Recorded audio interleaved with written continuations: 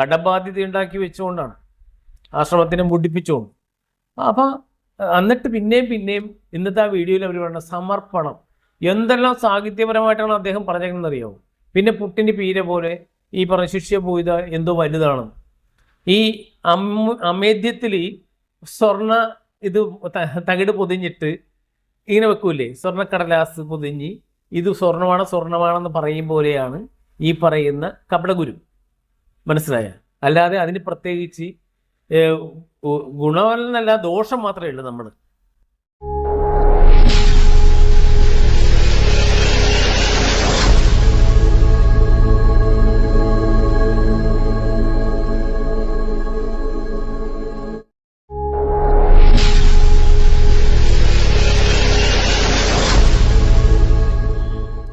സദ്വശരണം. ഇന്നത്തെ വീഡിയോ, ഇന്ന് ഗുരുരത്നജ്ഞാന തപസ്യ എന്നറിയപ്പെടുന്ന ഹരികുമാർ മണിയൻ അദ്ദേഹം ഒരു വീഡിയോ പുറത്തുവിട്ടത് കണ്ട്, അപ്പം അതിൻ്റെ എന്താ പറയുക, അതിൻ്റെ തമ്പനയിൽ ഇത്ര വലിയ കാര്യം മറച്ചു വെച്ചു. അതിൻ്റെ ടൈറ്റിൽ കൊടുത്തേക്കുന്നത് നാം മറച്ചു വെച്ചോ എന്നുള്ളൊരു ക്വസ്റ്റ്യൻ മാർക്കോടുകൂടിയാണ്. ഇതാണ് ആ വീഡിയോ. ഇതേ ഞാൻ മുഴുവൻ കണ്ടു. ഈ ശ്രീകുട്ടി ആയാലും കൊള്ളാം, ശ്രീമതി ആയാലും കൊള്ളാം, ഈ ഗുരുരത്നായാലും കൊള്ളാം, അവരൊക്കെ ഇറക്കുന്ന വീഡിയോകൾ മിക്കതും ഞാൻ കാണും. കാരണം മറ്റൊന്നുമല്ല, അവരെന്താണ് പറയാൻ ഉദ്ദേശിക്കുന്നത് എന്നുള്ളത് മനസ്സിലാക്കണമല്ലോ. നമ്മളിപ്പോൾ ഈ നമ്മുടെ ചാനലിൽ കാണരുതെന്നും പറഞ്ഞ് അവർ തിട്ടൂര് ഇറക്കേക്കണ പോലെ നമ്മൾ പറയാറില്ല. നമ്മൾ പക്ഷെ കാണാതിരിക്കാറില്ല. ഈ നെഗറ്റീവും പോസിറ്റീവും നമ്മൾ മനസ്സിലാക്കണം, കാണണം. അതിലെന്താണെന്നുള്ളത് നമ്മൾക്ക് ഗുരുകാരനുണ്ടെങ്കിൽ അത് ഗുരു തെളിയിച്ചു തരും എന്നാണ് ഞാൻ മനസ്സിലാക്കുന്നത്, അല്ലെങ്കിൽ നമ്മൾ മനസ്സിലാക്കുന്നത്.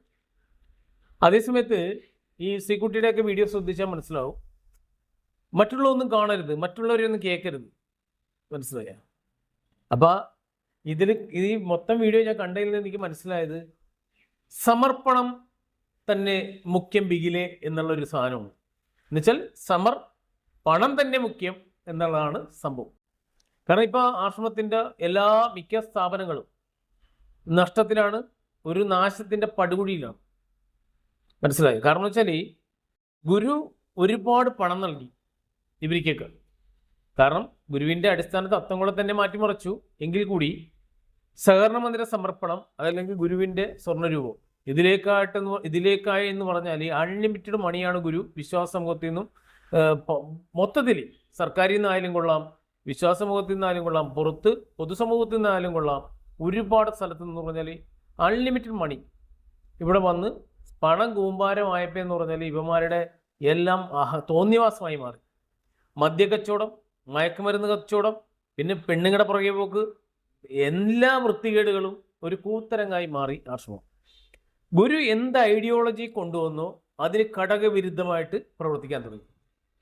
ഗുരു പറഞ്ഞിരിക്കുന്ന പരിശുദ്ധി, അല്ലെങ്കിൽ പാതിവൃത്യം, അല്ലെങ്കിൽ ബ്രഹ്മചര്യം, ഇതിനെയൊക്കെ പാടെ നിഷേധിച്ചുകൊണ്ട് അവിടെ ഒരു എന്താ പറയുക, എന്തെല്ലാം വൃത്തികേടുകൾ കാണിക്കാൻ പറ്റുമോ അതിനെയൊക്കെ ഈ ആത്മീയതയുടെ മറവിൽ കാണിക്കാൻ തുടങ്ങിയപ്പോൾ പണത്തിൻ്റെ ഒരു ഒഴുക്ക് കുറഞ്ഞു. മനസ്സിലായി? കാരണം വെച്ചാൽ ഈ പണത്തിന്, സ്വർണമായാലും പണമായാലും എന്ത് അമൂല്യമായ പോസിറ്റീവുള്ള വസ്തുക്കൾ നിൽക്കണമെങ്കിൽ അവിടെ ഒരു ചൈതന്യം വേണം. ആ ചൈതന്യമുള്ളതിൽ ഇത് വരുമ്പോൾ ചൈതന്യം വർദ്ധിക്കുമെന്നാണ് പറയുന്നത്. മനസ്സിലായി? പക്ഷെ അതിനെല്ലാം സൂക്ഷിച്ച് ഉപയോഗിക്കേണ്ടി വരും. അതിനെല്ലാം കപടത്തിലും ഉപയോഗിച്ചു കഴിഞ്ഞാൽ. അപ്പം ഞാൻ പറഞ്ഞു വന്നു വെച്ചാൽ ഇവിടെ ഇപ്പം സമർപ്പണം ഇല്ല. എന്തുകൊണ്ടാണ് ഈ സമർപ്പണം ഇല്ലായത വന്നത്? ഇയാൾക്ക് ഇങ്ങനെ സംസാരിക്കേണ്ടി വന്നത്? ഈ ഗുരുരത്നജ്ഞാന തപസ്യ എന്ന് പറഞ്ഞ ഹരികുമാർ മണിയൻ ഇപ്പം ഇതിൽ പറഞ്ഞിരിക്കുന്നത് വെച്ചാൽ, എറണാകുളം ആശ്രമത്തിന് സ്ഥലം നൽകിയ പരമേശ്വരൻ സ്വാമികൾ എന്ന് പറയുന്ന അദ്ദേഹത്തിനെ കുറിച്ചൊക്കെ പറഞ്ഞ് അദ്ദേഹത്തിനെയൊക്കെ വാഴ്ത്തി പറഞ്ഞുകൊണ്ട് അദ്ദേഹത്തിനെയൊക്കെ ഇങ്ങനെ ഒരുപാട്, അതൊക്കെ സത്യമാണ്. കാരണം വെച്ചാൽ ഗുരുവിനെ കണ്ട ആൾക്കാർ ഗുരുവിന് ഒരുപാട് സ്ഥലങ്ങളും വസ്തുക്കളും ഒക്കെ ദാനം ചെയ്തിട്ടുണ്ട്. അപ്പം അതിൻ്റെ ഒരു വസ്തുവിൻ്റെ അവസ്ഥ ഞാനിന്ന് കാണിക്കാൻ വേണ്ടിയാണ്, ഏതായാലും കറക്റ്റ് സമയത്ത് തന്നെയാണ് ഈ വീഡിയോ പുറത്തു വന്നത്. അതുകൊണ്ടാണ് എനിക്കിത് പറയാൻ സാധിക്കുന്നത്. അല്ലെങ്കിലും ഞാൻ പറയും, എന്നാലും ഇത്ര ആധികാരികമായിട്ട് എനിക്ക് പറയാൻ സാധിക്കുന്നത് വെച്ചാൽ, ഇങ്ങനെ സമർപ്പണമായി കിട്ടിയിരുന്ന ഒരുപാട് ഭൂമികളുണ്ട് ഗുരുവിന്. അതിൻ്റെയൊക്കെ ഇന്നത്തെ അവസ്ഥ എന്താണെന്ന് അറിയാമോ? അതൊക്കെ മറ്റു പലർക്കും വിറ്റ് തുലക്കുകയും ആ പണങ്ങളെല്ലാം ഇവർ സ്വകാര്യ സ്വത്ത് സമ്പാദനത്തിന് എടുക്കുകയും ചെയ്തിട്ടുണ്ട്. മനസ്സിലായി? അപ്പം ഗുരുവിൻ്റെ പണം കട്ട് തിന്നുക അല്ലെങ്കിൽ വിറ്റുമുടിച്ച് തിന്നുക എന്നൊക്കെ പറഞ്ഞാൽ അത് എല്ലാ കാലത്തും എല്ലാ വിശ്വാസികളെയും പറ്റിക്കാൻ പറ്റത്തില്ല. ഇപ്പോഴും ചില മണ്ടന്മാരായ വിശ്വാസമുണ്ട്. ഈ അമൃതാജിന്യ എന്ന് പറയുന്നവരെ കപട ഗുരുവായ അവരെ ഗുരുവാണെന്ന് വിശ്വസിച്ചുകൊണ്ട് ഈ പറയുന്ന സമർപ്പണങ്ങളൊക്കെ ചെയ്യുന്ന ആൾക്കാരുണ്ട്. പക്ഷെ അവരുടെ അവസ്ഥ എന്ന് പറഞ്ഞാൽ ഈ സമർപ്പണങ്ങളൊക്കെ മേടിച്ച് പണ്ട് തഴഞ്ഞ ആൾക്കാരെ കുറിച്ചൊന്ന് പഠിക്കണം. എന്നുവെച്ചാൽ മേലാറ്റൂഴിയിൽ മണിയൻ എന്ന് പറഞ്ഞൊരു ആളുണ്ടായിരുന്നു, വിശ്വാസിയല്ല. 2 ഏക്കർ അടുപ്പിച്ച് സ്ഥലമുണ്ടായിരുന്നു. അയാൾക്ക് 2 ഏക്കറിന് സ്ഥലം എന്ന് പറഞ്ഞാൽ ഞാൻ പോയിട്ടുള്ള സ്ഥലമാണ്. ഒരു വലിയ ആറ്, ഒരിക്കലും വെള്ളം പറ്റാത്ത ഒരു ആറ്, വലിയ ആറാണ്, ഒരുപാട് താഴ്ചയുള്ള ഒരു ആറ്. ആ ആറിൻ്റെ ഇരുവശത്തുമായിട്ടാണ് ഈ 2 ഏക്കർ ഭൂമി കിടക്കുന്നത്. അദ്ദേഹം വിവാഹം കഴിച്ചിട്ടില്ല. അദ്ദേഹത്തിൻ്റെ അന്ത്യനിമിഷങ്ങളിൽ നല്ലൊരു ആത്മീയ പ്രസ്ഥാനത്തിന് ഇത് സമർപ്പിച്ചിട്ട് അവിടെ ജീവിച്ചു പോവുക, അതാണ് പുള്ളി ആഗ്രഹിച്ചത്. ആ വസ്തു എന്ന് പറഞ്ഞാൽ ഇവർ അദ്ദേഹത്തിൻ്റെ ഇത് മേടിച്ചിട്ട് ഇവിടെ കൊണ്ടുവന്ന് 25 ഏക്കറിൽ താമസിപ്പിച്ച് ഈ കൃഷിയുടെയൊക്കെ ഒരു മേൽനോട്ടം കൊടുത്തു. എന്നിട്ട് കുറേശ്ശെ പുള്ളീനെ തഴയാൻ തുടങ്ങി. കാരണം വെച്ചാൽ ഇതിൻ്റെ ഈ സമർപ്പിച്ച് കഴിഞ്ഞാൽ കുറച്ച് നാൾ കഴിയുമ്പോൾ അതിൻ്റെ എഫക്റ്റ് കുറയും. പുതിയ ആൾക്കാർ സമർപ്പിക്കും, അപ്പോൾ അതിൻ്റെ പുറകെ പോകും. അങ്ങനെ വസ്തുക്കൾ കൈപ്പിടിയിലായെന്ന് കണ്ട ഇവർ പയ്യെ ആ വ്യക്തികളെ തഴയാൻ തുടങ്ങും. അങ്ങനെ തഴയപ്പെട്ട് പുള്ളി ഒരു ദിവസം കുർഡാനടിച്ച് ഈ 25 ഏക്കറിൽ മരിച്ചു കിടക്കണതാണ്. അന്ന് ഞാൻ സെക്യൂരിറ്റിയുടെ മാനേജറാണ്. ഇപ്പം മനസ്സിലായി. പുള്ളി മരണപ്പെട്ടാണോ കൊല്ലപ്പെട്ടാണോ എന്നോ ആ പുള്ളിയുടെ ബന്ധുക്കൾക്ക് പോലും സംശയം ഉണ്ടായിരുന്നു. കാരണം ബന്ധുക്കൾക്ക് പോലും 1 സെന്റ് ഭൂമി കൊടുക്കാതെയാണ് അദ്ദേഹം ആശ്രമത്തിന് സമർപ്പിച്ചത്. അവസാന കാലത്ത് ഇദ്ദേഹത്തെ തഴയപ്പെട്ടപ്പോൾ ഇദ്ദേഹം ഈ ഭൂമി തിരിച്ചു ചോദിച്ചു ആശ്രമത്തിൻ്റെ. ആശ്രമത്തിലെ ആൾക്കാർ, ഗുരുരത്നൊക്കെയല്ലേ ആൾക്കാർ, അധികാര വൃന്ദങ്ങളെ വെച്ചുകൊണ്ട് അദ്ദേഹത്തിൻ്റെ മരണം കുരുടാനടിച്ച ആത്മഹത്യയാക്കി മാറ്റി. മനസ്സിലായി. അദ്ദേഹത്തിന് മരിച്ചു കഴിഞ്ഞാൽ പിന്നെ കൊടുക്കണ്ടല്ലോ, ആർക്കാണ് കൊടുക്കേണ്ടത്? അപ്പോൾ അതുപോലെയുള്ള സമർപ്പിക്കുന്നവർ സൂക്ഷിച്ചും കണ്ട് സമർപ്പിച്ചാൽ അവരോട് കൊള്ളാം. അതേസമയത്ത് എന്തെങ്കിലും നിങ്ങൾ സമർപ്പിക്കാൻ ഉദ്ദേശിക്കുന്നുണ്ടെങ്കിൽ ഒരു 50 കൊല്ലം കഴിഞ്ഞിട്ട് ആശ്രമത്തിന് കിട്ടത്തക്ക രീതിയിൽ എവിടെയെങ്കിലും എഴുതി വെക്കുക. എന്ന് വെച്ചാൽ നമ്മുടെ മരണശേഷമാണ് ഇപ്പോൾ എഴുതി വെച്ചിട്ടുണ്ടെങ്കിൽ നമ്മളെ കൊന്നിട്ട് അവരെടുത്തോളൂ. മനസ്സിലായോ? അതേസമയത്ത് ഒരു 50 വർഷം എന്ന് പറയുമ്പോഴത്തേക്കും ഇപ്പോഴുള്ള കീടങ്ങൾ, ഈ അമൃതാജന്യ അടക്കമുള്ള കപടഗുരുവും കീടങ്ങളും മാറിപ്പോയിട്ട് നല്ലൊരു സിസ്റ്റം വരും ആശ്രമത്തിൻ്റെ. അപ്പം അന്ന് ആ സിസ്റ്റത്തിൽ വരുന്ന ആൾക്കാർക്ക് ഉപയോഗിക്കാം. നല്ല കുഞ്ഞുങ്ങൾ വന്നിട്ട് ആ കുഞ്ഞുങ്ങൾ ഭരിക്കൂ. മനസ്സിലായോ? നന്മയുള്ള കുഞ്ഞുങ്ങൾ. അപ്പോൾ അവർക്ക് ഭരിക്കുമ്പോൾ അവർക്ക് ഉപയോഗിക്കാൻ പറ്റുന്ന രീതിയിലേക്ക് ഇതിനെ മാറ്റുക. ഇവരിപ്പോൾ ചെയ്യണമെന്ന് പറഞ്ഞാൽ അട്ട എന്താ ചെയ്യുന്നത്? സാധാരണ എവിടെയെങ്കിലും ഒരു ശരീരത്തിൽ സ്വന്തമായിട്ട് പണിയെടുക്കത്തില്ല. ഏതെങ്കിലും ഒരു ശരീരത്തിൽ കയറിയിരുന്ന് അത് കടിച്ച് ബ്ലഡ് കുടിച്ച് മത്ത് പിടിച്ച് ആവശ്യത്തിൽ കൂടുതൽ ബ്ലഡായിട്ട് ചിലപ്പോൾ അത് പൊട്ടി ചത്തുപോകും ബ്ലഡ് കുടിച്ചിട്ട്. അല്ലെങ്കിൽ അത് ഉരുണ്ട് എവിടെയെങ്കിലും വീണ് കുറേ നാളത്തേക്ക് പിന്നെ ഇനി ഒന്നും വേണ്ട. പക്ഷേ അട്ടേനെ പോലെയല്ല ഇവർക്ക് എത്ര കിട്ടിയാലും ആക്രാന്തം മാറില്ല. ഞാനിപ്പോൾ പറയാൻ ഉദ്ദേശിക്കുന്നത് വെച്ചാൽ ഇയാളുടെ ഇത് കണ്ടപ്പോൾ, കാരണം വെച്ചാൽ നമ്മുടെ പോത്തങ്കോട് ഒരു ഭൂമി ഉണ്ടായിരുന്നു. ഏകദേശം 50 സെൻറ്റോളമുള്ളൊരു ഭൂമിയാണ്. ആ ഭൂമിയുടെ ദൃശ്യം ഞാൻ നിങ്ങൾക്ക് കാണിച്ചു തരാം. അത് ഗുരുവിന് സമർപ്പിക്കപ്പെട്ടതാണ് വർഷങ്ങൾക്ക് മുമ്പ്. അവിടെ നിന്ന് കുംഭം എടുത്തിട്ട് നമ്മുടെ പോത്തങ്കോട് നിന്ന് റോഡിലൂടെ ഘോഷയാത്രയായിട്ട് ആശ്രമത്തിൽ വന്ന് കുംഭം അവസാനിക്കുന്നൊരു രീതി ഒരുപാട് നാളുണ്ടായിരുന്നു. മനസ്സിലായി. അപ്പോൾ അന്ന് തൊട്ട് അവിടെ ഭയങ്കര പരിശുദ്ധമായിട്ടൊക്കെ സൂക്ഷിച്ചിരുന്ന സ്ഥലമാണ്. പക്ഷേ ഞാൻ 2016 15-16 കാലഘട്ടത്തിൽ സെക്യൂരിറ്റി മാനേജറായിട്ടിരുന്നപ്പോൾ അന്നത്തെ സെക്യൂരിറ്റി ചാർജ് എന്ന് പറഞ്ഞാൽ ഈ പ്രണവശുദ്ധ സ്വാമി എന്ന് പറയുന്ന ഒരു പട്ടാളക്കാരൻ, ഗുരുവിനെ കണ്ടിട്ടുണ്ടെന്ന് എനിക്കറിയില്ല, പക്ഷേ അദ്ദേഹമാണ് എനിക്കൊരു പണി തന്നത്. എന്ന് വെച്ചാൽ പോക്സോ വന്നപ്പോൾ എന്ന് പറഞ്ഞാൽ സ്കൂളിൻ്റെ പ്രിൻസിപ്പളായിട്ട് ഇവർ ഉപയോഗിച്ചത് അദ്ദേഹത്തിനെ തന്നെയാണ്. ഈ പരാതിക്കും കാര്യങ്ങൾക്കൊക്കെ ഉപയോഗിച്ച് ആ ഗെയിമിലൊക്കെ ഈ അമൃതാജന്യം ഗുരുരത്നൊക്കെ ഉപയോഗിച്ചത്, ഈ ലീഗൽ ഡിപ്പാർട്ട്മെൻറ്റൊക്കെ ഉപയോഗിച്ചത് അയാളെ തന്നെയാണ്. അതവിടെ നിൽക്കട്ടെ. അപ്പോൾ അതൊക്കെ പിന്നീട് പറയാം. ഇദ്ദേഹം എന്നെയുമായിട്ട് വിളിച്ചിട്ട് പോയിട്ട് പറഞ്ഞ് അപ്പോൾ ഈ സ്ഥലം ഇങ്ങനെ പണ്ട് എനിക്കറിയാം, പക്ഷേ ഇതെന്താണ് അവസ്ഥ എന്ന് എനിക്കറിയില്ല. ഒരു ദിവസം ഇദ്ദേഹം എന്നെ വിളിച്ചിട്ട് പോയി. ആശ്രമത്തിൻ്റെ സെക്യൂരിറ്റി ജീപ്പിൽ ഇദ്ദേഹം ഡ്രൈവർ ഞാനും കൂടി അങ്ങോട്ട് പോയി. എന്നിട്ട് അവിടെ ചേട്ടൻ എന്നോട് പറഞ്ഞ്, ചേട്ടാ നമുക്ക് ഈ വസ്തു അന്യാധീനപ്പെട്ട് കിടക്കുകയും ഈ വസ്തുവിന് നമുക്കൊരു സെക്യൂരിറ്റിനെ വെച്ചിട്ട് ഇത് കണ്ടില്ലേ. അപ്പം നമ്മൾ ചെല്ലുമ്പോൾ എന്ന് പറഞ്ഞാൽ ആ ഗേറ്റ് അപ്പുറവും ഇപ്പുറവും മാലിന്യ കൂമ്പാരോട്ട് ഗേറ്റ് എന്ന് പറയാനേ ഉള്ളൂ. ഗേറ്റ് ദ്രവിച്ച് ഒരു പരുവത്തി ഇരിക്കുകയാണ്. നമുക്ക് അകത്തോട്ട് കിടക്കണമെങ്കിൽ ഒന്നെങ്കിൽ ആ ഫ്രണ്ടിലുള്ളതും ബാക്കിലുള്ളതും അങ്ങോട്ടും ഇങ്ങോട്ടും തുറക്കാൻ പറ്റുന്നില്ല ഗേറ്റ്. ആ രീതിയിലാണ്. പൂട്ടൊക്കെ എന്ന് പറഞ്ഞാൽ ചെളി പിടിച്ച് എന്ന് വെച്ചാൽ ഈ മാലിന്യം അപ്പുറം ഇപ്പുറം ഒരു ഗേറ്റിൻ്റെ അപ്പുറം ഇപ്പുറം മാലിന്യം കിടന്നാൽ എങ്ങനെ കിറ്റ് അത് ആ മാർക്കറ്റിലുള്ളതും അവിടുത്തെ കടകളിലെയും എല്ലാ വേസ്റ്റുകളും ഈ ചോദിക്കാനും പറയാനും ആളില്ലാത്ത ഈ പറമ്പിലുണ്ട്. മനസ്സിലായോ? അങ്ങോട്ട് കാട് പിടിച്ച് കിടക്കുകയാണ് അതിൻ്റെ ഉള്ളിലേക്ക് എന്ന് പറഞ്ഞാൽ ഈ 50 സെൻറ്റ് സ്ഥലം എന്ന് പറഞ്ഞാൽ. അപ്പോൾ ഇദ്ദേഹം എന്നോട് പറഞ്ഞ്, ചേട്ടാ നമുക്കിത്, ഞാൻ ചോദിച്ചു ഇത് ഇവിടെ എങ്ങനെ കൊണ്ടുവന്ന ആൾക്കാരെ കൊണ്ടുവന്ന് സെക്യൂരിറ്റി ആയിട്ട് നിർത്തും ഈ പറമ്പിൽ വേസ്റ്റ് ഇടാതിരിക്കാൻ, ഇതാദ്യം ക്ലീൻ ചെയ്യണ്ടേ? അപ്പോൾ അദ്ദേഹം പറഞ്ഞ്, ചേട്ടാ നമുക്കിത് എന്തെങ്കിലും ചെയ്യണം, എന്ത് ചെയ്യാൻ പറ്റുമെന്ന് ചോദിച്ചു. നമ്മളെ സംബന്ധിച്ചെന്ന് പറഞ്ഞാൽ നമ്മുടെ ഗുരുവിൻ്റെ ഒരു സ്ഥലം അത് ഇന്ന പോലെ കിടക്കുമ്പോൾ നമ്മളത് നന്നാക്കാൻ, അതിപ്പം എന്താണേലും അത് കാണുമ്പോൾ നമുക്കൊരു വിഷമമുണ്ടാവും. ഗുരുവിനെ വിശ്വസിക്കുന്നവർക്ക് ഒരു വിഷമമുണ്ടാവും, ഏത് ബ്രഹ്മശ്രീ കരുണാകര ഗുരുവിന്. അപ്പം അങ്ങനെ എന്നോട് പറഞ്ഞപ്പോൾ ഞാൻ പറഞ്ഞ് നമുക്കെന്തെങ്കിലും ചെയ്യാം, പക്ഷെ ഇത് ആര് ചെയ്യും? ആശ്രമത്തിൻ്റെ നേരിട്ട് ചെയ്യുമോ? ക്ലീനിങ് സ്റ്റാഫുകളുണ്ടല്ലോ, അവരെ കൊണ്ട് നമുക്കിവിടെ ചെയ്യാം. ചേട്ടാ അവരെ എന്നും വിളിച്ചാൽ വരത്തില്ല, അതൊന്നും നടക്കത്തില്ല. ഞാനിത് ഏറ്റെടുക്കാം, സെക്യൂരിറ്റി ഡിപ്പാർട്ട്മെൻറ്റിൻ്റെ അധീനതയൊക്കെ ഏറ്റെടുത്തിട്ട് ചേട്ടൻ ഇത് മൊത്തം ക്ലീൻ ചെയ്യും, എന്നിട്ട് ചേട്ടൻ ഞാൻ പൈസ തരാം, ചേട്ടൻ ആ കണക്ക് തന്നാൽ മതി, ഞാൻ പൈസ തരാം. അപ്പോൾ ഞാൻ പറഞ്ഞു എങ്കിൽ ശരിയെങ്കിൽ. അന്ന് പിന്നെ നമുക്ക് പൈസ ഇരിപ്പുള്ളതുകൊണ്ട് ഒരു ബുദ്ധിമുട്ടില്ലാത്തതുകൊണ്ട് എന്ത് പറഞ്ഞ് ശരിയെന്ന് പറഞ്ഞിട്ട് ഞാൻ ആദ്യം അവിടുത്തെ 2 പേരെ നിർത്തി അവിടെ നിന്ന് ക്ലീൻ ചെയ്ത് ആ ഫ്രണ്ടും ബാക്കും ഗേറ്റിൻ്റെ. എന്നിട്ട് ആ ഗേറ്റ് അങ്ങോട്ട് മാറ്റിയിട്ട് നമ്മുടെ ഈ അടുത്തൊക്കെ മരിച്ചുപോയ വാസുവണ്ണൻ്റെ മോനുണ്ട്, ഞാൻ കുറേ പൈപ്പിറക്കി എടുത്തുകൊണ്ട് വന്നിട്ട് പിന്നെ വാസുവണ്ണൻ്റെ മോൻ എന്നുവെച്ചാൽ വാസുവണ്ണൻ വെച്ചാൽ പഴയ വെൽഡറാണ്. ആ വാസുവണ്ണൻ്റെ മോൻ എൻ്റെ വീട്ടിൽ കൊണ്ടുപോയിട്ടിട്ട് ഞാൻ അവനെ ഒറ്റ ദിവസം കൊണ്ട് ഒരു ഗേറ്റ് ഉണ്ടാക്കി. ആ ഗേറ്റാണ് ഇപ്പോഴും ഇരിക്കുന്നത്, ചെന്ന് നോക്കി അറിയാൻ പറ്റും. അവനെ കൊണ്ട് ആ ഗേറ്റ് പണിയിപ്പിച്ച് നമ്മൾ അവിടെ കൊണ്ട് ആ ഗേറ്റ് സ്ഥാപിച്ച് എന്നിട്ട് ലോക്ക് എന്നിട്ട് പറഞ്ഞ് ആ ഗേറ്റിൽ എഴുതി വെച്ച് മാലിന്യം നിക്ഷേപിക്കരുത്.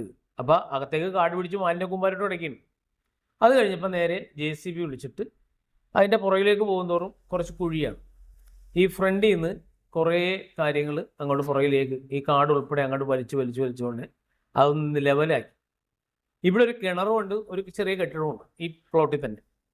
അപ്പോൾ ആ പ്ലോട്ടിൽ ആ കിണറ്റിൽ നോക്കിയപ്പോൾ എന്ന് പറഞ്ഞാൽ അതിലും മാലിന്യം നിറച്ചിട്ടെന്ന് പറഞ്ഞാൽ ഈ കംപ്ലീറ്റ് എന്നുവെച്ചാൽ പറമ്പാക്കി മാറ്റിയിട്ടുണ്ട്. റിങ് ഉണ്ട്, അതും കംപ്ലീറ്റ് കോരിച്ച് എന്നിട്ട് ആ കിണർ പമ്പ് ചെയ്ത് നശിക്ക് വെട്ടി നല്ല തേച്ച് കഴുകി വൃത്തിയാക്കി. എന്നിട്ട് വെള്ളം അടിച്ച് കുറേ അങ്ങോട്ട് കളഞ്ഞ് കഴിഞ്ഞപ്പോൾ നല്ല തെളിനീര് പോലത്തെ കണ്ണീര് പോലത്തെ വെള്ളം വന്നു. പിന്നെ ആ ഒരു കെട്ടിടം എന്ന് വെച്ചാൽ ഒരു പഴയ കെട്ടിടം. ഈ സ്ഥലം എന്ന് പറഞ്ഞാൽ ഈ പോത്തൻകോട് MT തിയേറ്ററിനും ഈ പറഞ്ഞ SBI ബാങ്കിനും ഇടക്കായിട്ടുള്ളൊരു സ്ഥലമാണ്. അതിൻ്റെ ഉള്ളിലേക്ക് കുറച്ച് ഭാഗം മാത്രം പകുതി എൻട്രൻസുകളിൽ, ബാക്കി ഒരു ബിൽഡിംഗ് നിൽക്കുന്നതിൻ്റെ പുറകിലേക്കാണ് പിന്നെ ഒരുപാട് സ്ഥലം കിടക്കുന്നത്. 50 സെൻറ്റ് അടുപ്പിച്ച് സ്ഥലമുണ്ട്. അപ്പോൾ ഇത് മൊത്തം ഞാൻ അവിടെ ക്ലിയർ ആക്കിയിട്ട് ഞാൻ പറഞ്ഞു ശരി, ഇനിയൊരു സെക്യൂരിറ്റി അവിടെ നിർത്ത്, ഇത്ര രൂപയായിട്ടുണ്ട്, 1.5 ലക്ഷം രൂപയായിട്ടുണ്ട്. അന്നേരം JCBയും ക്ലീനിങ്ങും എല്ലാം കൂടി, വേറെ നമ്മുടെ ഒന്നുമില്ല, പണിയെടുത്ത കാശ് മാത്രമാണ്. അവിടെ ചെയ്തൊരു ഷെഡ് വെച്ച് അവിടെ ഒരു എന്താ പറയുക ഇലക്ട്രിസിറ്റി ഒരു കണക്ഷൻ ഉണ്ടായിരുന്നു. അപ്പോൾ ഷെഡൊക്കെ ഒന്ന് മെയിൻ്റെനൻസ് ചെയ്ത് എല്ലാം ചെയ്ത് കഴിഞ്ഞപ്പോൾ ഒരു സെക്യൂരിറ്റിനെ അവിടെ പോസ്റ്റ് ചെയ്യാൻ പറ്റിയ ഒരു പരുവത്തിലാക്കി കൊടുത്തു. എന്നുവെച്ചാൽ ചെറുതല്ല, നല്ല ഭംഗിയായിട്ട് തന്നെ ചെയ്ത് കൊടുത്തു. അപ്പോൾ ഞാൻ ഈ ബില്ല് കൊടുത്തു കഴിഞ്ഞപ്പോൾ ഞാൻ എൻ്റെ ഉത്തരവാദിത്തം കഴിഞ്ഞു. അപ്പോൾ ഇദ്ദേഹം എന്നോട് പറയുന്നത്, ചേട്ടാ ഒരാഴ്ച കഴിഞ്ഞപ്പം അത് കിട്ടൂല, കാരണം വെച്ചാൽ ഫിനാൻസിന് പൈസ ഇല്ല ആശ്രമത്തിൽ. അപ്പോൾ ഞാൻ ചോദിച്ചു പൈസ ഇല്ല പിന്നെ ഇത് ഞാനെന്ത് ചെയ്യും, എൻ്റെ 1.5 ലക്ഷം രൂപ എവിടെ പോകും? അപ്പോൾ ചേട്ടനൊരു കാര്യം ചെയ്യും. ഞാൻ ചോദിച്ചു എന്ത് കാര്യം? ചേട്ടൻ അവിടെ പാൻ പാർക്ക് നടത്തുന്നു. ഞാൻ പറഞ്ഞെങ്കിൽ സ്വാമി ഒരു കാര്യം ചെയ്യും, സെക്യൂരിറ്റി ഡിപ്പാർട്ട്മെൻറ്റിൻ്റെ കീഴിൽ അവിടെ പാൻ പാർക്ക് നടത്തും, ഞാൻ എന്തിനാണ് നടത്തുന്നത്, എനിക്കതൊന്നും നോക്കാൻ നേരമില്ല. അപ്പോൾ പറഞ്ഞു അങ്ങനെയല്ല ചേട്ടാ, സെക്യൂരിറ്റി ഡിപ്പാർട്ട്മെൻറ്റ് അവിടെ നിന്നാണ് പൈസ, ചേട്ടനൊരു കാര്യം ചെയ്യും സ്വന്തമായിട്ട് അത് നടത്തി അതെങ്ങനെയെങ്കിലും ഒന്നും നമ്മൾക്ക് അവിടെ വൃത്തിയായിട്ട് കിടക്കണമെന്ന് പറഞ്ഞു. അത് അദ്ദേഹത്തിൻ്റെ മനസ്സാണ് അദ്ദേഹം പറഞ്ഞത്, ചിലപ്പോൾ അല്ലാതെ ആശ്രമത്തിൻ്റെ തീരുമാനമൊന്നുമല്ല, അദ്ദേഹത്തിന് തോന്നിയൊരു മനസ്സ്, അത് നല്ലത് തന്നെയാണ് അദ്ദേഹം ഉദ്ദേശിച്ചത്. അപ്പോൾ അങ്ങനെ ഒരു ഭാരം എൻ്റെ തലയിൽ കെട്ടി വെച്ചപ്പോൾ ഞാൻ എന്ത് ചെയ്തു, ശരിയെങ്കിൽ, കാരണം പൈസ കിട്ടാനല്ല, അവിടെ ഒരു സെക്യൂരിറ്റിയെ കൂടി ഒരാളെ പോസ്റ്റിനെ കൂടി ഞാൻ ചെയ്യണമെന്നാണ് പറഞ്ഞു, കാരണം സെക്യൂരിറ്റി ഇവിടെ ഇല്ല. അപ്പോൾ ഞാൻ നേരെ എന്ത് ചെയ്ത് ആ സ്ഥലത്ത് ഒരു പയ്യനെ ഏൽപ്പിച്ചു. എന്നുവെച്ചാൽ ഡെയിലി 500 രൂപ ഒന്ന് ആലോചിച്ച് നോക്കണം. എന്നിട്ട് പേ ആൻഡ് പാർക്ക് ബോർഡ് വെച്ച് അവിടെ വണ്ടികൾ പാർക്ക് ചെയ്യാനുള്ള എല്ലാ സൗകര്യങ്ങളും ഇണക്കാനുള്ള എല്ലാ സാഹചര്യങ്ങളും ഒരുക്കി. അപ്പോൾ അതിങ്ങനെ അവർക്ക് കൊടുക്കാനുള്ള പൈസ കിട്ടുമായിരുന്നു. എങ്ങനെ 1.5 ലക്ഷം രൂപയല്ല, അവിടെ നിൽക്കുന്ന ഡെയിലി ഒരു സിജു എന്ന് പറഞ്ഞൊരു പയ്യനുണ്ട് കൊല്ലത്തുള്ള, ആശ്രമവിശ്വാസിയാണ്. അവനാണ് ഒരുപാട് നാൾ നിന്നത്. അവന് ഡെയിലി 500 രൂപ കൊടുക്കണം. എന്നുവെച്ചാൽ രാവിലെ തൊട്ട് 8 മണി തൊട്ട് രാത്രി 8 മണി വരെ അവന് ഡെയിലി 500 രൂപ. വണ്ടി വന്നാലും കൊള്ളാം, വന്നില്ലെങ്കിലും കൊള്ളാം. ഞാനത് ഏറ്റി അവന് കൊടുത്തുകൊണ്ടിരുന്നു. പിന്നെ കുറേ നാൾ കഴിഞ്ഞപ്പോൾ പിന്നെ വേറൊരാൾ വന്നു, അയാൾക്ക് കൊടുത്തു. അപ്പോൾ അതൊന്ന് ചാനലായിരുന്നു. എന്നുവെച്ചാൽ വണ്ടികൾ കയറാൻ തുടങ്ങി, വണ്ടികൾക്ക് ഇറങ്ങാൻ തുടങ്ങി. നമുക്ക് ലാഭവും ഇല്ല നഷ്ടവും ഇല്ല. 1,50,000 രൂപ എൻ്റെ ഡെഡ് മണിയാണ് അവിടെ പോയത്. അത് പിന്നെ കുഴപ്പമില്ല, കാരണം വെച്ചാൽ നമുക്ക് പൈസ ഉള്ളപ്പോൾ ഗുരുവിൻ്റെ വേണ്ടി ചെയ്തതാണെന്നുള്ളൊരു സാറ്റിസ്ഫാക്ഷൻ ഉണ്ടാവും, അതുകൊണ്ട് കുഴപ്പമില്ലായിരുന്നു. അപ്പോൾ ഒരു 6 മാസം കഴിഞ്ഞപ്പോൾ എന്നോട് ഗുരുരത്നം വിളിച്ചിട്ട് ചോദിച്ചാൽ എന്താണ്. അപ്പോൾ എന്നോട് ബഹുട നീ ഇവിടെ ഉണ്ടെന്ന് ചോദിച്ചു. ഞാൻ പറഞ്ഞു ഞാൻ ഇവിടെ ഉണ്ട്. അപ്പോൾ പറഞ്ഞ് നമ്മളേ ഒരു കാര്യം ചെയ്യണം, ഗോകുലം ഗോപാലൻ്റെ മാനേജർ വിളിക്കും, ഞാൻ നമ്പർ കൊടുത്തിട്ടുണ്ട്. അപ്പോൾ നമ്മുടെ ആ സ്ഥലത്തിൻ്റെ താക്കോല് ഒന്ന് കൊടുത്തേക്കാമെന്ന് വെച്ചു. ഞാൻ ചോദിച്ചാൽ എന്ത് പറ്റി?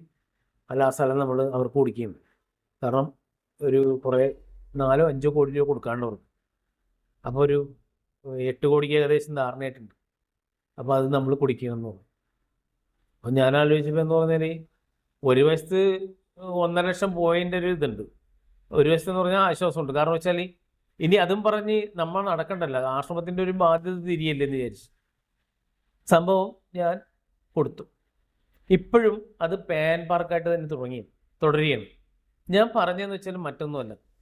അപ്പോൾ ഇവർ നമ്മുടെ ബാധ്യത എങ്ങനെ വന്നതെന്നുള്ള പിന്നീടുള്ള അന്വേഷണത്തിലാണ് എനിക്ക് മനസ്സിലായത്. ഇവർ ഈ ആശ്രമത്തിന് ഊറ്റി, ഈ അട്ടയെപ്പോലും ഈ അമൃതാജന്യം ഉൾപ്പെടെ ഇവരുടെ സുഖലോലുതവക്കും, പിന്നെ ഈ മദ്യം മയക്കുമരുന്ന് കച്ചവടങ്ങൾക്കും, പിന്നെ അതുപോലെ തന്നെ ഇവരുടെ സ്വത്ത് സമ്പാദനത്തിനും വേണ്ടി, അല്ലെങ്കിൽ ഇവരുടെ അഴിഞ്ഞാട്ടത്തിന് വേണ്ടി ഈ പരമ്പരയിലെ വസ്തുവകകളും സ്വത്തുക്കളും, ഈ പറയുന്ന മെഡിക്കൽ കോളേജുകൾ 2 ആ ഡൊണേഷനുകളും എല്ലാം ഇവരുടെ ആവശ്യത്തിന് വേണ്ടി ചിലവാക്കണമെന്നുള്ളതാണ്. പാവപ്പെട്ട വിശ്വാസികളായ ഈ സമർപ്പണത്തിന് വേണ്ടി, എന്നുവെച്ചാൽ അവരുടെ സമർപ്പണം എന്ന് പറഞ്ഞ് ഈ പണം മേടിച്ചിട്ട് ഒരു ഇതുമില്ല, ഒരു എളുപ്പമില്ല. എന്നാൽ ഗുരു പറഞ്ഞിരിക്കുന്ന ഈ പാപഭാരം എന്ന് വെച്ചാൽ ഒരാൾ തള്ളക്കൊഴിഞ്ഞോ സമർപ്പിച്ചോ കൊടുക്കുന്ന പണം ഉപയോഗിച്ചു കഴിഞ്ഞാൽ നശിച്ചു പോകുന്നതാണ്. പക്ഷെ ഇവരെ സംബന്ധിച്ചെന്ന് പറഞ്ഞാൽ ഇവർ ആ ലെവലൊക്കെ കഴിഞ്ഞു. ഒരുപാട് ലെവലുകൾ പയ്യെ, ഈ ഒരാൾ ഒറ്റടിക്കല്ല ക്രിമിനലാകുന്നു. ആദ്യം ചെറിയ ചെറിയ തെറ്റുകൾ ചെയ്ത് അതും പിന്നെ കുഴപ്പമില്ല എന്ന് വെച്ചാൽ അവസാനം തെറ്റുകളുടെ ഒരു കൂമ്പാരമായിട്ട് മാറും. അപ്പം പിന്നെ എന്ത് പാവവും ഒന്നും അവർക്കൊരു വിഷയമല്ല. ആ ഒരു ഉന്മാദത്തിൽ എത്തി നിൽക്കുന്നവരാണ് ഇവർ.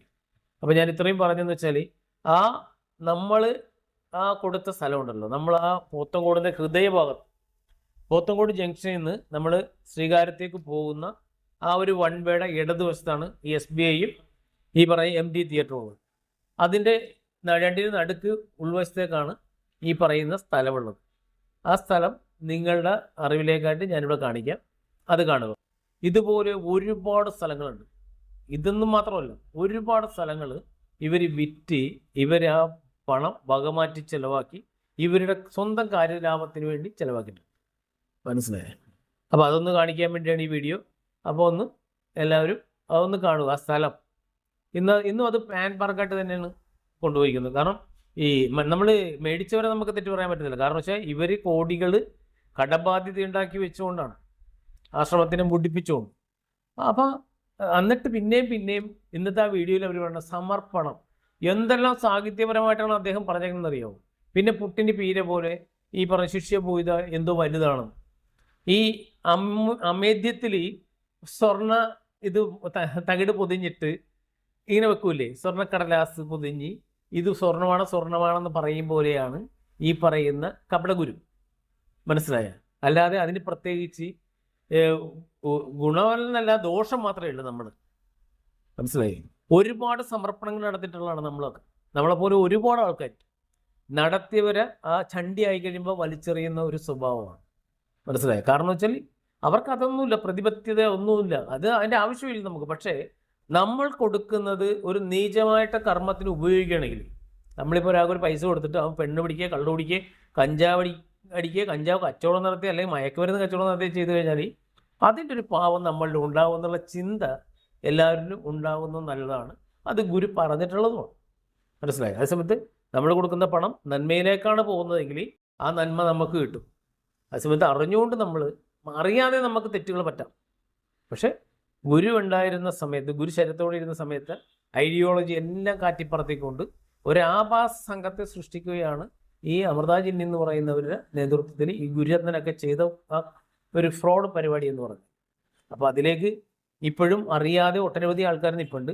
അവരുടെ ബോധമണ്ഡലം ഉണർത്തി അവരെ കൊണ്ട് ചിന്തിപ്പിക്കാൻ, ഇവരുടെ പ്രവർത്തികൾ ചിന്തിപ്പിക്കാൻ, ഇവർ എന്തിനേയും ആത്മീയതയുടെ മറവിൽ ഇപ്പോൾ ശ്രീകുട്ടി ശ്രീമതി ആൻ്റിയൊക്കെ പറയും പോലെ അവർക്ക് തെറ്റുപറ്റി. അപ്പോൾ ഈ ലോകത്തെ എല്ലാവരും, കാരണം വെച്ചാൽ ഒരാളുടെ ഭർത്താവ് ഉപേക്ഷിച്ചു, കർമ്മദോഷം കൊണ്ടാണ് ഉപേക്ഷിക്കാൻ സംഭവിക്കുന്നത്, അതൊക്കെ സത്യമാണ്. പക്ഷേ അതിനെയൊക്കെ ഒരു ചെറുപ്പക്കാരനെ കെട്ടി എന്നിട്ട് എന്താണ് step father, step mother, step children's, അങ്ങനെയൊക്കെ ഉള്ളൊരു സംസ്കാരം ഉണ്ടല്ലോ. ഗുരു എന്താണോ പറഞ്ഞതിന് ഘടകവിരുദ്ധമായിട്ട് ചെയ്തു കഴിഞ്ഞാൽ അത് അന്ധമായിട്ട് നമുക്ക് വിശ്വസിക്കാൻ പറ്റത്തില്ല. ഗുരുവിനെ നമുക്ക് വിശ്വസിക്കാം, ഗുരു പറഞ്ഞ ഐഡിയോളജി നമുക്ക് വിശ്വസിക്കാം. പക്ഷേ ഇങ്ങനെയുള്ള കപടതകളെയും കാപട്യക്കാരെയും നമ്മൾ തിരിച്ചറിയാൻ തന്നെ വേണം. അപ്പോൾ ആ വീഡിയോ നിങ്ങൾ കാണുന്നതിലേക്കായി സമർപ്പിക്കുന്നു. സദ്ഗുരു. അപ്പോൾ നമ്മൾ വെഞ്ഞാറമൂട് ജംഗ്ഷനിൽ നിന്ന് വരികയാണ്. വെഞ്ഞാറമൂടിൽ നിന്ന് വന്നിട്ട് പോത്തങ്കോട് ജംഗ്ഷനിലേക്ക് കയറിയാണ്. ഇതിൻ്റെ തൊട്ടപ്പുറത്താണ് നമ്മുടെ ഈ പറഞ്ഞ പ്രോപ്പർട്ടി ഉള്ളത്. ആശ്രമത്തിൻ്റേതായിരുന്ന ഈ ഒരുപാട് കുംഭങ്ങളൊക്കെ അവിടെ നിന്നാണ് നിറച്ചു പോയിരുന്നത് ഒരു കാലത്ത്. ഒരു ശരീരത്തിൽ വരുന്നപ്പോൾ ഇവിടെ നിന്ന് നിറച്ച് ആശ്രമത്തിലേക്ക് റോഡ് വഴി കുംഭ ഘോഷയാത്ര ഉണ്ടായിരുന്നു. അപ്പോൾ ആ പ്രോപ്പർട്ടി ഒരിക്കൽ ഞാൻ ശാന്തിരാശ്രമത്തിൻ്റെ സെക്യൂരിറ്റി മാനേജറായിട്ട് ഇരുന്ന സമയത്താണ് ഇത് പ്രണവശുദ്ധ സ്വാമിക്കാണെന്ന് ചാർജ്. അപ്പോൾ ഈ പ്രോപ്പർട്ടിയിൽ എന്ന് പറഞ്ഞാൽ ഇവിടുത്തെ മാർക്കറ്റുകളുടെ ഈ കടകളുടെ എല്ലാം വേസ്റ്റ് കൊണ്ടുവന്ന് അവിടെ അടിച്ചിട്ട് ആ പ്രോപ്പർട്ടിയിൽ കയറാൻ പറ്റാത്ത പരുവത്തിൽ, എന്നുവെച്ചാൽ അവിടുത്തെ ഗേറ്റ് പോലും കയറാൻ പറ്റുന്നില്ലായിരുന്നു. ആ പരുവത്തിൽ നിന്നപ്പോഴാണ് എന്നോട് പറഞ്ഞത് എന്തെങ്കിലും നമുക്ക് ചെയ്യണമെന്ന് പറഞ്ഞാൽ അദ്ദേഹം വിളിച്ചോണ്ടെന്ന് എന്നെ കാണിച്ചു കഴിഞ്ഞപ്പോഴാണ് നമ്മൾ എന്തെങ്കിലും ചെയ്യാം എന്ന് പറഞ്ഞത്. ഇത് നമ്മൾ ഈ കയറുന്നതാണ്. ഇപ്പോൾ അവിടെ ഒരു പേൻ പാർക്കാണ്, അത് ഗോകുലം ഗോപാലൻ സാറിൻ്റെ ഇതിലേക്ക് കൊടുത്ത് ഈ പ്രോപ്പർട്ടി. അപ്പോൾ അതിനുശേഷം വേറൊരു പേൻ പാർക്ക് ഇപ്പം നടത്തിയാണ് അവർ നേരിട്ട്. ഞാനാണിത് ആദ്യം തുടക്കം ഇട്ടത് പേൻ പാർക്കിൻ്റെ. അതിനുശേഷം പിന്നെ അത് വേറെ ഗോകുലം. അപ്പോൾ ഇവിടെ മൊത്തം ക്ലീൻ ചെയ്ത ഞാനാണ്. കണ്ടത് എന്തോരം നല്ല സൗകര്യമുണ്ട്, എന്തോരം. ഇത് ഏകദേശം ഒരു 40-50 സെൻറ്റിന് അടുത്ത് വരും ഈ പ്രോപ്പർട്ടി. ഇത് ആരോ ഗുരുവിന് ദാനമായിട്ട് കൊടുത്ത പ്രോപ്പർട്ടിയാണ്. പണ്ട് കണ്ണായ സ്ഥലമാണ്. MD തിയേറ്ററിൻ്റെയും SBT ബാങ്കിൻ്റെയും ഇടക്കായിട്ടാണിത്. കണ്ടോ? അങ്ങോട്ടൊക്കെ ഇനിയും നികത്താനുണ്ട്. ഞാൻ ഒരുപാട് ഏകദേശം ഈ ഭാഗത്തോളം നികന്നിട്ടുള്ളത്, ബാക്കിയെല്ലാം ഞാനാണ് നികത്തിയത്. കോടികൾ വില മതിക്കുന്ന, ഏകദേശം 8 കോടി രൂപയോളം വിലയുണ്ടെന്ന് എനിക്ക് തോന്നുന്നു. കോടികൾ വില മതിക്കുന്ന ഈ സ്ഥലമാണ് ആശ്രമത്തിൻ്റെത് നഷ്ടപ്പെട്ടു പോയത്. ഇത് മാത്രമല്ല, ഒരുപാട് സ്ഥലങ്ങൾ നഷ്ടപ്പെട്ടു പോയിട്ടുണ്ട്. അപ്പോൾ ഓരോന്നും പരിചയപ്പെടുത്താം എന്ന് വിചാരിക്കുന്നു.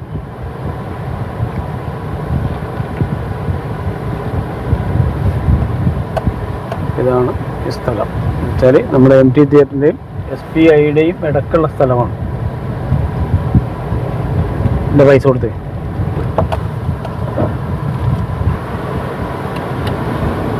ഇതെന്ന് പറഞ്ഞാൽ ഇപ്പം നമ്മുടെ ആശ്രമത്തിൻ്റെ ഇപ്പം ഈ പ്രോപ്പർട്ടികളൊക്കെ ഇവർക്ക് വിൽക്കാൻ എന്താണ് അധികാരം എന്നുള്ളതൊക്കെ നമ്മൾ ചിന്തിക്കേണ്ടി വരും. കാരണം നിയമവിരുദ്ധമായിട്ടാണ് ഇവരെല്ലാം അധികാരത്തിൽ കയറിയിരിക്കുന്നത്. ദർശനം കിട്ടി എന്നും പറഞ്ഞു, മനസ്സിലായില്ലേ? അപ്പോൾ ഇതൊക്കെയാണ് അവസ്ഥ. ഇതുപോലെ ഒട്ടനവധി എറണാകുളത്തിന് ഇഷ്ടംപോലെ പ്രോപ്പർട്ടി ഇട്ടിട്ടുണ്ട്. അത് തന്നെയല്ല, പലരുടെയും പ്രോപ്പർട്ടി ഇട്ടിട്ടുണ്ട്. അപ്പോൾ ഓരോ പ്രോപ്പർട്ടികളും നമ്മൾ പരിചയപ്പെടുത്തിയാണ്. കാരണം പറയുന്നത് വെറുതെ അല്ല എന്ന് മനസ്സിലാക്കാൻ വേണ്ടിയാണ് ഇത് പറയുന്നത്.